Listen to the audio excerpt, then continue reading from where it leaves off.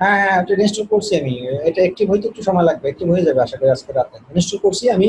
আপনি ওই আপনার ফেসবুক থেকে আমাকে একটু নক করেন, মেসেজ দেন, আমি আপনাকে স্ক্রিনশট দিয়ে দিচ্ছি। হ্যাঁ, তো যে অ্যাক্টিভ হয়েছে, অ্যাক্টিভ হয়েছে আমার কাছে মেইল চলে আসছে। জাস্ট ওরা এখন অ্যাক্টিভ করলেই হয়তো বা 2 এক ঘন্টার মধ্যে অ্যাক্টিভ করে ফেলবে। আমি সকালেই নক দেন, আমি আপনাকে স্ক্রিনশট দিয়ে দিচ্ছি।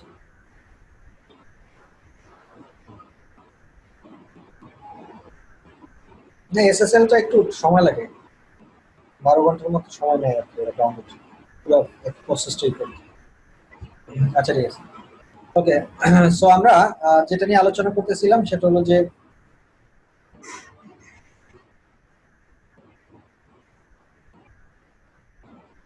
Anchor text link. এটা নিয়ে আলোচনা করতেছিলাম। অ্যাঙ্কর টেক্সট লিঙ্কটা কি? দেখুন, এখানে একটা লেখা আছে, একটা আর্টিকেল।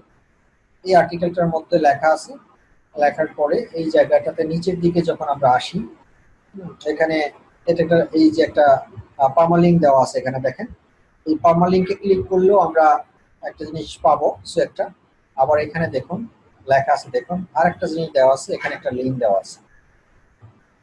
এখন এই যে লিঙ্কটা, এই লিঙ্কটাতে যদি আমি ক্লিক করি তাহলে কি ঘটনা ঘটে দেখেন।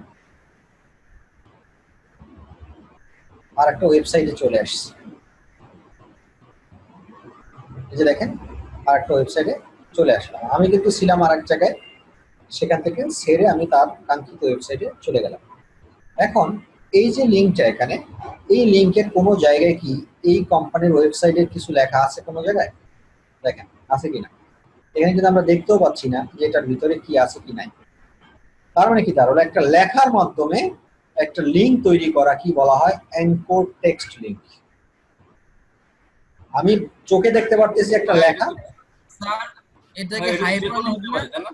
হ্যাঁ, এটা কি হাইপার লিংক না? না, এটা অ্যাঙ্কর টেক্সট লিঙ্ক। ভাই এটা তো যে কোনো লেখা হতে পারে, এটা এলআইএন কেও তো হতে পারে। হ্যাঁ হ্যাঁ, লিঙ্ক।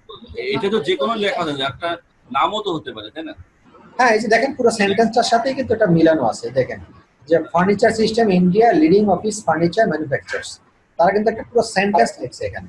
সেন্টেন্সের মাঝখানে দুইটা ওয়ার্ড দিয়ে একটা লিঙ্ক তৈরি করেছে। তাহলে হাইপার লিংকের মধ্যে পার্থক্যটা কি হবে? আপনাদেরকে আমি দেখাই, দেখেন। ধরেন আমরা এখানে কিছু লিখলাম, অনেক কিছু লেখালেখি করলাম। এরপর আমি লিখলাম যে if you want to know more please visit here. এভাবে লিখলাম। লেখার পরে এই যে ভিজিটটাকে যদি আমি লিঙ্ক বানাইতে চাই এখন, দেখেন তাহলে আমি কি করব, এটাকে সিলেক্ট করব। সিলেক্ট করে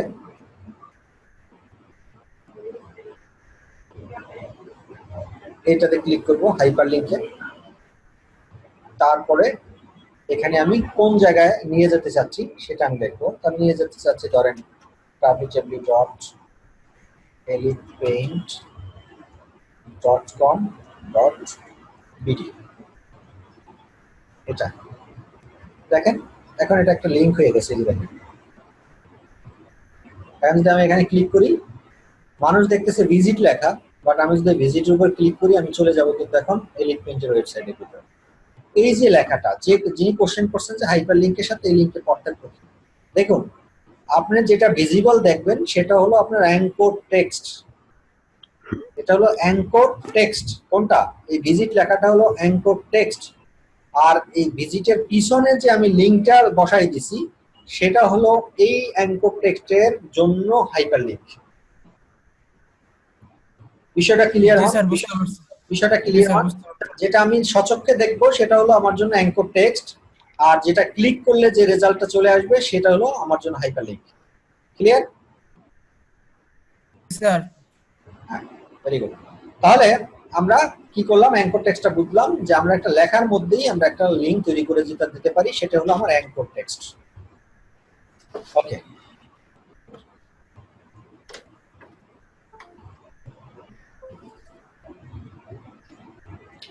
এরপর হলো পেজ র্যাঙ্ক। এটাকে এসইওর ভাষায় সংক্ষেপে বলা হয় PR. PR, page rank, PR. PR, page rank বলতে আমরা যেটা বুঝি যে এক একটা ওয়েবসাইটের এক একটা র্যাঙ্কিং নাম্বার থাকে। হ্যাঁ, পৃথিবীতে যত ওয়েবসাইট আবিষ্কার হয়েছে, যত ওয়েবসাইট অনলাইনে আছে, প্রত্যেকটা ওয়েবসাইটের একটা র্যাঙ্ক আছে, এবং সেই র্যাঙ্কগুলা চেক করার টুলস আছে। সেই টুলস দিয়ে আমরা একটা ওয়েবসাইটের র্যাঙ্ক আমরা চেক করতে পারি। এটাকে বলা হয় পিয়ার চেকার। Peer checker. আর পেজ র্যাঙ্কটা সবসময় হয় 10-এর মধ্যে কাউন্টিং হয়, 1 থেকে রোল নম্বর 10 পর্যন্ত হবে ম্যাক্সিমাম, এরপরে আর হবে না। তো পিয়ার চেকার 10-এর মধ্যে কার কত সেটা নির্ভর করে। দেখেন আমি আপনাদেরকে একটা লাইভ দেখাই দিই পিয়ার চেকার দিয়ে।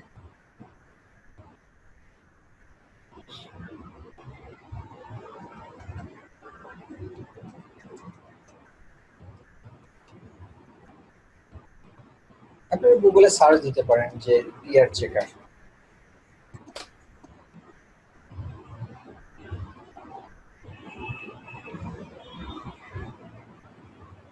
এই যে গুগল পেজ পিয়ার চেকার দেখেন। এখন এখানে যদি আমি ধরেন গুগলের পিয়ার কত যদি দেখতে চাই, তাহলে www.google.com দিয়ে চেক পিয়ার।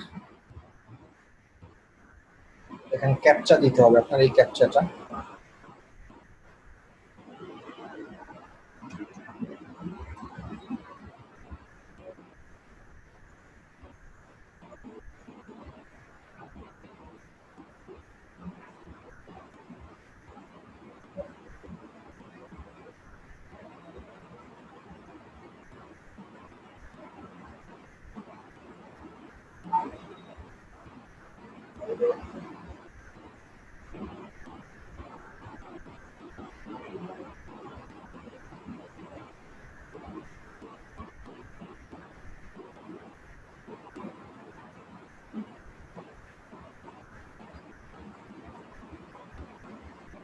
কি বলেন, ঠিকই তো দিলাম।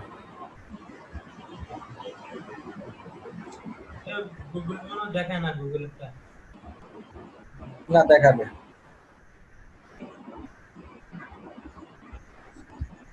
ফেসবুকেরটা দেখেন।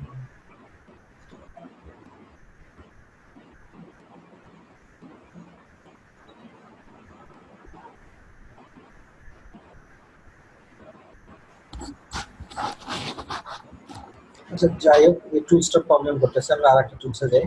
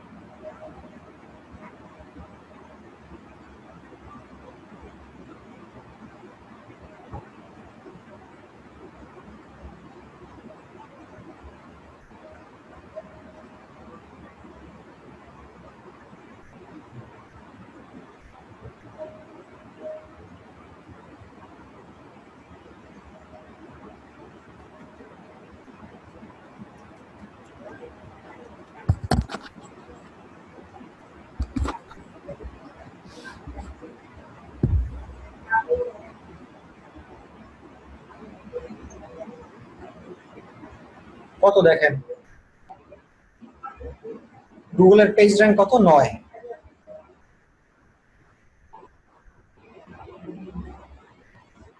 দেখতে পাচ্ছেন আপনারা? জি, দেখতে পাচ্ছি, দেখতে পাচ্ছি। গুগলের পেজ র্যাঙ্ক হলো 9, কতর ভিতর? 10-এর মধ্যে।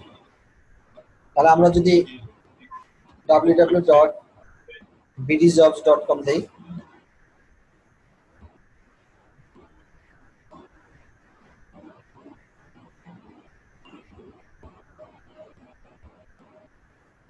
কত? 5। তার মানে কি বুঝলেন? যে 10-এর মধ্যে যার 10 সে হচ্ছে সবচেয়ে বেটার, আর 10 থেকে যত কম হবে তার চেয়ে আরো কম। তার মানে দাঁড়ালো ওই 1 থেকে 10-এর মধ্যে ঢোকাটাই অনেক টাফ। আপনার ওয়েবসাইটের পেজ র্যাঙ্ক যদি 1 বা 2ও হয়, তাহলে আপনাকে বুঝতে হবে আপনার ওয়েবসাইটের হিউজ পরিমাণ ট্রাফিক। আপনি নিজে বুঝতেই পারতেছেন যে বিডি জবসে কি পরিমাণ মানুষ সারা দিন, কত লক্ষ মানুষ ডেইলি ভিজিট করে বিডি জবস, তার সেটার এগেনস্টই তার মাত্র পেজ র্যাঙ্ক 5। তার মানে আপনার আমার ওয়েবসাইট তো তাহলে থাকারই কথা না। আচ্ছা স্যার, এই 5টা কি মানে 10 মার্কের মধ্যে 5 মার্ক পাইছে এরকম, নাকি টোটাল বাংলাদেশের 10টা ওয়েবসাইটের মধ্যে 5 নাম্বার আছে এরকম? না না, এটা হলো যে গুগলের একটা র্যাঙ্ক করে ওরা 1 থেকে 10 পর্যন্ত, মানে মানে সব ভালো মন্দ ভিজিটরস দেখে আর কি, যে কি পরিমাণ ভিজিটরস এই সাইটটাতে আসে। তো সেটার ক্ষেত্রে সারা ওয়ার্ল্ড ব্যাপী, নট বাংলাদেশে, এটা ওয়ার্ল্ড কাউন্টিং হয়। তো ওয়ার্ল্ডের মধ্যে বিডি জবস এত যে বিডি জবস পায় প্রতিদিন, সেটার উপরে নির্ভর করে সে একটা ক্যালকুলেশন রোল নাম্বার দিয়েছে 5। সে ওয়ার্ল্ডের মধ্যে তার ক্যাটাগরি হলো 5 নম্বর ক্যাটাগরি টাইপ। আর গুগল ওয়ার্ল্ডের মধ্যে তার ক্যাটাগরি অনেকই থাকতে পারে। হ্যাঁ, অনেকই থাকতে পারে, 5 নম্বর অনেকই থাকতে পারে, সে 5 নম্বর ক্যাটাগরির মধ্যে আছে। স্যার এডিট পেইন্ট এলিটমেন্ট তো মানে নাই, থাকারই কথা না, থাকারই কথা না। বললাম না আমি তাহলে আপনাকে। চেক করে দেখবেন। হ্যাঁ দেখতেছি, নাই, জিরো দেখাবে, আমি ড্যাম শিওর। জিরো দেখছেন? নাই, তার কোনো ক্যাটাগরির মধ্যেই নেই। স্যার তাহলে ক্যাটাগরি 1 আসতে তাহলে কি করতে হবে স্যার? কত ভিজিটর লাগবে তার? এটা বলা মুশকিল, কিন্তু যদি আপনি ওয়ানে আসেন তাহলে মনে করবেন আপনি আইডল। ঠিক আছে, যদি ওয়ানও আপনার পেজ র্যাঙ্ক হয় তাহলে আপনি আইডল। আচ্ছা, বিক্রয়.কম দেখি। স্যার যদি পেজ র্যাঙ্ক না হয় তাহলে কি কোনো সমস্যা হবে? না, কোনো সমস্যা নাই, বাট হলে আপনি নিশ্চিত যে আপনি হটকেক আপনার ওয়েবসাইট।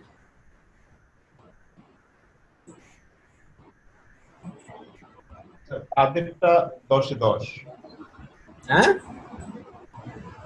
তাদেরটা 10-এ 10। কোন কাদের- ধরনের ওয়েবসাইট? কাদেরটা? জি স্যার। কাদেরটা 10-এ 10? জি স্যার, কেউ একদম না, hot মনে হয় কেউরই নাই। গুগল নিজেরটাই তো নিজে নয়, 10-এ না। কেউ নাই, কেউ না, কেউ না। গুগল নিজেই তো নয়, সেই তো 10-এ উঠতে পারে না। গুগল নিজেই নয়। তাহলে বিক্রয়.কম দেখেন, চাইরে 4 নম্বর স্যার ক্যাটাগরি। এটা কতদিন কাউন্ট করা হয় স্যার, যে 4-5-এ আসে ভিজিটর কাউন্ট করে? এটা সেই ভেরি ভিজিটর করে, কতদিন ধরে কাউন্ট করে? এটা ভেরি করে, লাস্ট 3 মান্থস করবে কাউন্ট। মানে নতুন একটা ওয়েবসাইট আবিষ্কার হলে সেটা 3 মাস পরে ও কাউন্টিং এ নিবে, এরপরে প্রতি মাসই হবে।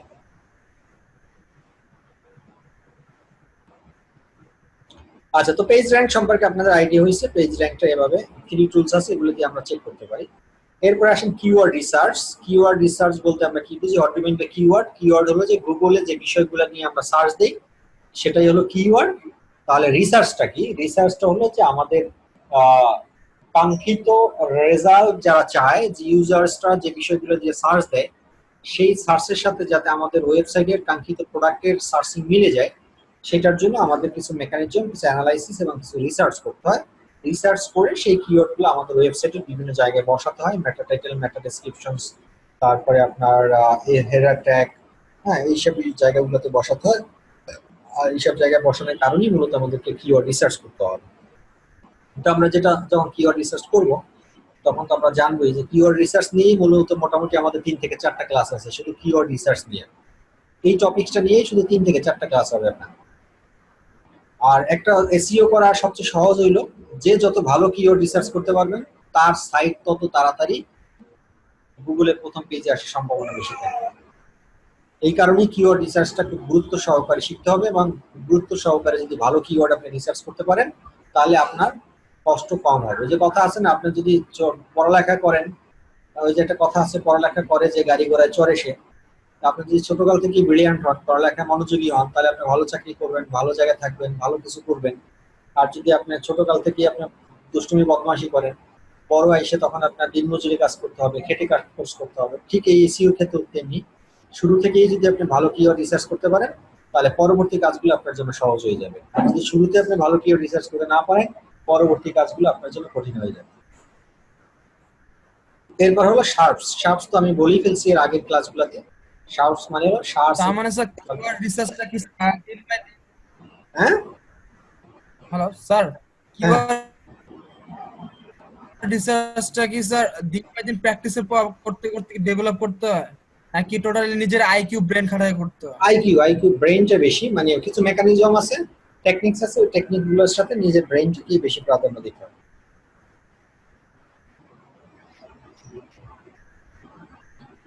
এই তো আজকের ক্লাস এতটুকুই। আমি বলছিলাম যে আজকে এটা শেষ করতে করতে আপনাদের ক্লাস শেষ হয়ে যাবে। বলেন কোনো কোশ্চেন থাকলে কোশ্চেন করেন। আজকে এতটুকুই। শার্পের কাছে কি তাহলে নেক্সট ক্লাসে করা হবে ইনশাআল্লাহ? সার্চ মানে হলো সার্চ ইঞ্জিন রেজাল্ট পেজেস, আর কিছু না। আর সার্চ ইঞ্জিন রেজাল্ট পেজেস মানে কি তো জানেন, গত ক্লাসে বলছিলাম আমি সার্চ। জি স্যার, এটা জানি স্যার। স্যার সার্চ ইঞ্জিন তো গুগল যেভাবে কাজ করে সেটার মধ্যে ছিল আর কি। হ্যাঁ হ্যাঁ হ্যাঁ। স্যার তাহলে এটা টেকনিক্যাল টার্মটা বুঝলাম না, যে এটা টেকনিক্যাল টার্মটা তো বুঝলাম যে কোনটা কি, কিন্তু শার্পের এখানে টেকনিক্যাল টার্মটা কি সেটা বুঝলাম।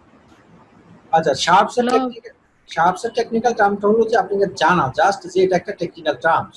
কারণ আপনাকে বায়ার যখন কাজ দিবে না, তখন আপনার যখন তার সাথে ইন্টারভিউতে বসবেন, তখন আপনাকে টেকনিক্যাল টার্মস গুলো নিয়ে কথা বলবে। ধরেন বায়ারের সাথে একটা বিষয় নিয়ে কথা হচ্ছে, আপনার কি কথা হচ্ছে, যে তুমি আমার ওয়েবসাইটের তুমি কিছু লিঙ্ক জেনারেট করো, তুমি আমাকে কিছু ব্যাকলিঙ্ক ক্রিয়েট করে দাও, তোমাকে আমি প্রতি একটা ব্যাকলিঙ্কের এগেইনস্টে আমি $1 করে তোমাকে পে করবো। তখন যদি আপনি বায়ারকে বলেন যে আচ্ছা বস, আপনি বললেন যে ব্যাকলিঙ্কের কথা, তো আসলে ব্যাকলিঙ্কটা কি হবে, ব্যাকলিঙ্কটা কি আপনার এক্সটার্নাল ব্যাকলিঙ্ক হবে না ইন্টারনাল ব্যাকলিঙ্ক হবে, না আপনার ডু ফলো লিঙ্ক হবে না নো ফলো লিঙ্ক হবে। এই কথাটা যখন আপনি বায়ারকে বলবেন, তখন কিন্তু বায়ার আপনার সম্পর্কে একটা আইডিয়া জেনারেট করে ফেলবে, মাথার মধ্যে একটা ব্রেইনে কাজ করবে যে এই ছেলে কিছু জানে বলি সে এই অ্যাডভান্স লেভেলের কোশ্চেনটা আমাকে করতে পারছে। ব্যাপারটা বুঝছেন? মূলত টেকনিক্যাল টার্মস গুলো আপনাদেরকে বক বক করে আমার শেখানোর কারণটা হলো যে আপনাদের ইন্টারভিউতে যাতে আপনাদের ফেস করতে কোনো প্রবলেম না হয়, দ্যাটস ওয়াই। আদারওয়াইজ আপনার এগুলো না শিখলেও কিছু হয়ে যাবে। কারণ হলো স্যার আপনার বায়ারকে, ব্যাকলিঙ্কিং কি আমাদের কোনো ক্লাস হবে? হ্যাঁ ব্যাকলিঙ্ক ক্রিয়েট কিভাবে করতে হয় সেটা তো ক্লাস আছে, অফ পেজ অপটিমাইজেশন আছে। জি স্যার। এরপরে হ্যালো ধরেন ভাইয়া। আপনাকে বারবার সার্চ ইঞ্জিন রেজাল্ট পেজেস না বলে আপনি যদি বায়ারের সাথে স্মার্টলি বলেন, আপনি বলেন কোন শার্পসে আমি আপনার কাজ করতে হবে। শার্পস মানে কি, বিং হইতে পারে শার্পস, গুগল হইতে পারে শার্পস, ইয়াহুস হইতে পারে শার্পস। আপনি যদি এভাবে অ্যাডভান্স লেভেলে বায়ারকে আপনি থ্রু করতে পারেন কথাবার্তা, বায়ার এমনি আপনাকে কাজ দেবে, জাস্ট ভেরি স্মার্ট, সে তো সব জানে। এই শার্পস আপনার বাংলাদেশের অনেক বড় বড় এসইও এক্সপার্ট আছে, আপনি তাকে জিজ্ঞান হঠাৎ করে বস কোন শার্পসে আপনি কাজ করেন, ও তাকাই থাকবে আপনার দিকে। শার্পস মানে কি, কিছুক্ষণ হিসেব নিকেশ করে তারপর বলতে হবে। তো এই জন্যই মূলত আপনাদের শিখা, আর কিচ্ছু না। বলেন, এক ম্যাডাম কি জানি কোশ্চেন করতে চাইছেন। মানে কিওয়ার্ড রিসার্চের জন্য মানে কোনো সফটওয়্যার কি ব্যবহার করা হয়? টুলসও আছে, টুলস আছে কিছু টুলস, ওই টুলস গুলো দিব আমি। জি দেখাই দিব আমি। ওকে ওকে। স্যার তার মানে হচ্ছে এখানে কিছু টপিকের উপরে ইন্ডিভিজুয়াল ক্লাস হবে ইনশাআল্লাহ, এই তো? এখানে টপিকের ইন্ডিভিজুয়াল ক্লাস হবে শুধু কিওয়ার্ড রিসার্চের উপর, আর কোনোটার উপরে ইন্ডিভিজুয়াল কোনো ক্লাস নেই, সব শেষ। আর নো ফলো লিঙ্ক কিভাবে করে, ডু ফলো লিঙ্ক করে, সেগুলো অফ পেজে আছে। এগুলো এখানে মোটামুটি মেজরিটি জিনিসই আমরা প্র্যাকটিক্যাল করব আসলে। ভাই এখানে মেন তো মনে হয় কিওয়ার্ড রিসার্চ। হ্যাঁ, মেনই তো এসইও প্ল্যান হলো কিওয়ার্ড রিসার্চ, এসইও প্ল্যান হলো কিওয়ার্ড রিসার্চ। আচ্ছা স্যার, ওই যে আমরা কোনো কিছু যখন সার্চ দিই তার যে আউটপুটটা বের হয় সেটাই তো সার্চ। হ্যাঁ হ্যাঁ, যে পেজটা রেজাল্ট গুলো শো করে সেই পেজটাই হলো সার্চ। তাহলে আমাদের আজকের টেকনিক্যাল টার্মস মধ্যে বেশিরভাগই কি অফ পেজের নাকি? হ্যাঁ, বেশিরভাগই অফ পেজে। শুধু কিওয়ার্ড রিসার্চটা মনে হয় অন পেজের, আর বাকি কিওয়ার্ড বেশি রিসার্চ, হচ্ছে কিওয়ার্ড রিসার্চ অন পেজেও পড়ে না অফ পেজেও পড়ে, এটা আলাদাই একটা টপিক।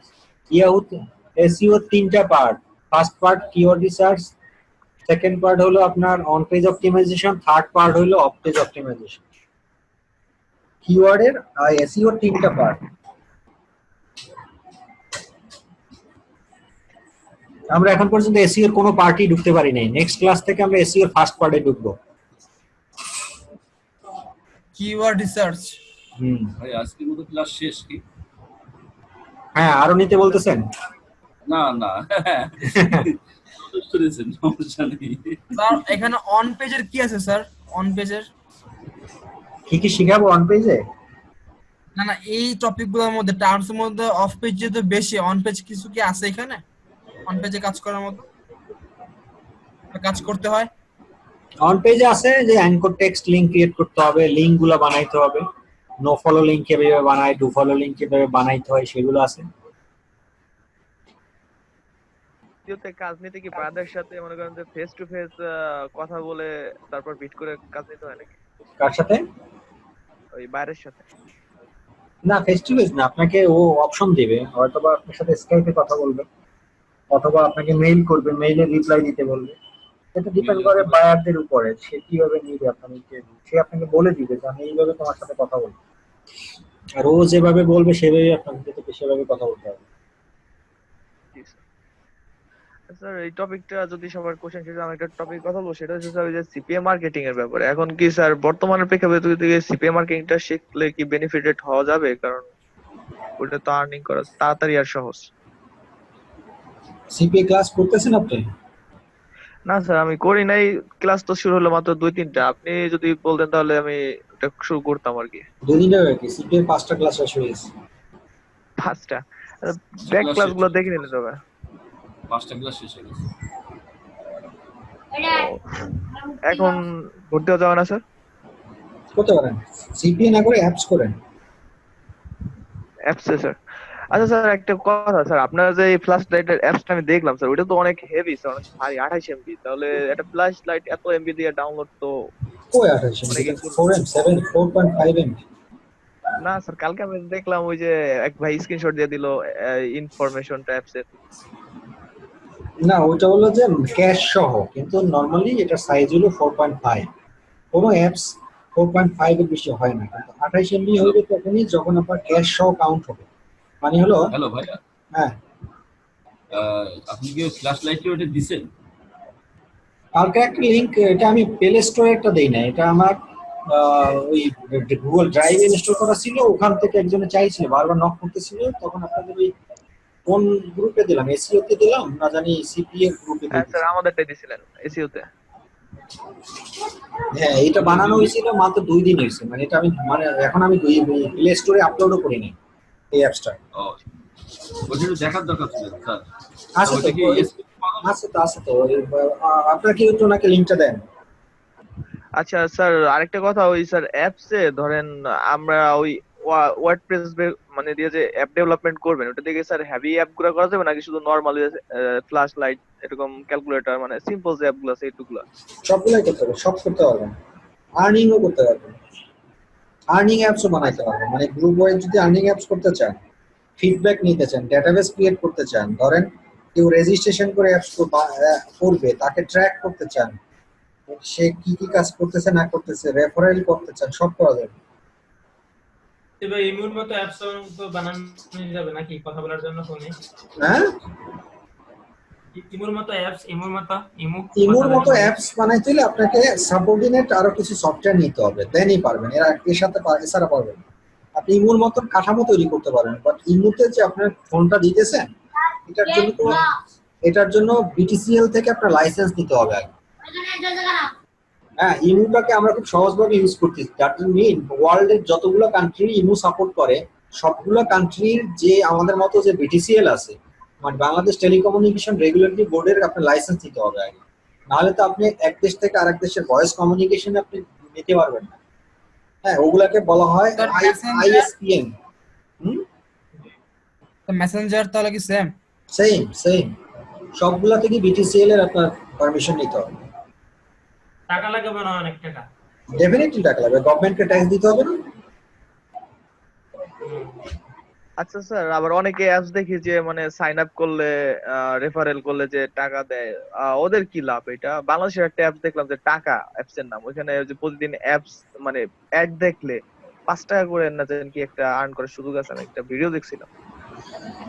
হ্যাঁ ওইটাই তো, মানে এইটা এটা হলো যে অ্যাপস এর বিজনেস। ওরা এখন এটাকেই, আমি এই ক্লাসটা এই কথাটা বলছিলাম মনে হয় একদিন, যে মানে এখন এই অ্যাপস নিয়ে আবার কিছু বাংলাদেশের মানুষ আছে তারা ইলিগেল বিজনেস করতেছে। আপনারা আমার যে ফ্ল্যাশ লাইটের অ্যাপসটা আপনারা কে ডাউনলোড করছেন আমি জানি না, যদি কেউ করে থাকেন দেখবেন ফ্ল্যাশ লাইটটা ডাউনলোড করলে ফ্ল্যাশ লাইটটা আপনি যদি ইউজ করেন অ্যাড আসে, খেয়াল করছেন এটা কেউ? হ্যাঁ স্যার, এটা জুতার একটা আছে। জুতারটা আসবে না, বাট এখন হয়তো বা জুতার একটা অ্যাড আসতেছে, 2 দিন পর দেখবেন যে আরেকটা অ্যাড আসতেছে। আর স্যার ওইটা কি আপনার একটা কোম্পানি থেকে একটা নিছেন নাকি অনেকগুলো? না আমি কোনো অ্যাড নেই নাই, আমি কিচ্ছুই নেই নাই, আমি তো খালি অ্যাপস বানাইছি, কোনো অ্যাড আমি কিছু নেই নাই, যা অ্যাড দেওয়ার গুগল দিতেছে ওর ইচ্ছা মতো। ও, আর স্যার ওইখানে ধরেন অ্যাড আপনার ওই বেনিফিটটা কিভাবে আসতেছে যে এই যে আপনি কয়টা এই যে অ্যাপসটা আপনি চালাচ্ছেন না, হ্যাঁ এখন যতদিন চালাবেন, চালাইলেই তো ওই অ্যাপসটা আপনি যখন ফ্ল্যাশ লাইটের লাইটটা জ্বালাবেন তখনই একটা অ্যাড আসে, তাই না? তার মানে লাইটও জ্বলতেছে, পাশাপাশি একটা অ্যাডও চলে আসতেছে। এই যে একটা আপনি দেখলেন না, ওই অ্যাডটা যে আপনি দেখতেছেন তার কারণেই গুগল আমাকে পয়সা দেবে। স্যার এই যে স্যার অ্যাডটা যে দেখাচ্ছে একটা নির্দিষ্ট জায়গা নিয়ে দেখাচ্ছে, সেটাকে আপনার সেট করে দেওয়া নাকি গুগলে সেট করে নিজে থেকে ক্যালকুলেট করে নেওয়া? কি কি অ্যাড এতটুকু একটা হ্যাঁ হ্যাঁ হ্যাঁ মানে অ্যাপের জি স্যার। ভিতরে যে অ্যাডটা নিচের দিকে দেখাচ্ছে বা মাঝখানের দিকে দেখাচ্ছে, এটা আমার সেট করে দেওয়া কিনা সেটা? জি জি হ্যাঁ ওটা আমার সেট করে দেওয়া, ওটা আমার সেট করে দেওয়া, যে আমি অ্যাপস যখন বানাইছি এই অ্যাপস এর ভিতর বলে দিছি যে আমার এই জায়গাটা অ্যাডের অ্যাডভার্টাইজমেন্টের জন্য ডেডিকেটেড। আর স্যার ওই ধরেন আপনার $1 জন্য কয়টা অ্যাপস ওরকম গুগল শো করবে, $1 পে করবে তাহলে? মানে কয়টা অ্যাপস লাগবে? মানে কয়টা অ্যাড মানে একটা অ্যাপে ধরেন কয়টা অ্যাড শো আপনার মানে দেখানো হইলে $1 পে করবে এরকম? এটার হিসাব আছে একটা, এটার হিসাব হলো যে ইমপ্রেশনস এক জিনিস আর হলো ক্লিক এক জিনিস। আপনি যে আমার অ্যাপসটা দেখতেছেন সেখানে যে অ্যাডগুলো শো করতেছে, মানে অ্যাড খালি দেখেই যাচ্ছেন, আপনি চোখ থেকে ভুলেই যাচ্ছেন, তার মানে এটা হলো ইমপ্রেশন। আবার আপনি ওই যে জুতার যে একটা অ্যাড দেখছেন বলতেছেন, ওই জুতার অ্যাডের ভিতর যদি আপনি আবার ক্লিক করতেন তাহলে এটা হয়ে যেত কি ল্যান্ডিং পেজ, মানে ক্লিক ল্যান্ডিং পেজ হয়ে যেত। তাহলে ক্লিক ল্যান্ডিং পেজে টাকা দেয় বেশি আর ইমপ্রেশনে টাকা দেয় কম, ঠিক আছে? কিরকম কিরকম দেয় স্যার 100 এটার ইমপ্রেশনে? এটা ধরেন ক্লিকের টাকা পাবে, অ্যাপস এর ক্ষেত্রে এখন একটু বেশি দেয় ওরা, 0.25 US ডলারের মতো। Cent 25 cent? 0.25 cent, right. এটা কি মানে ওই ক্লিকে নাকি শুধু দেখায় ক্লিকে পার ক্লিক? আর ইমপ্রেশন হচ্ছে 0.03 বাংলাদেশের রেট আর কি। বাট এটা যদি আবার ইউএসএ হইতো তাহলে একটা ক্লিকই আমি পাইতাম $1 করে। আচ্ছা ভাই, এমনি এমনি অ্যাপস বানাতে তো কোনো খরচ নাই নাকি? এরকম টর্চ লাইট তারপর এরকম এরকম অ্যাপস বানাইতে, নরমাল গেমস টেমস অ্যাপসগুলো বানাইতে কোনো না টাকা লাগে? খরচ হয় না। খরচ হইলে আর ক্লাস করবেন কি জন্য, শিখবেন কি জন্য? স্যার পুরো একটা হ্যাঁ বলেন বলেন, শুনতে পাচ্ছেন? আচ্ছা ভাই,